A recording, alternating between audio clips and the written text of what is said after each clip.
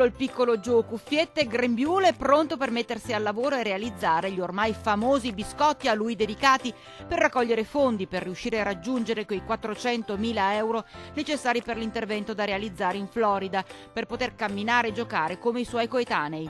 Oggi si è a quota 140.000.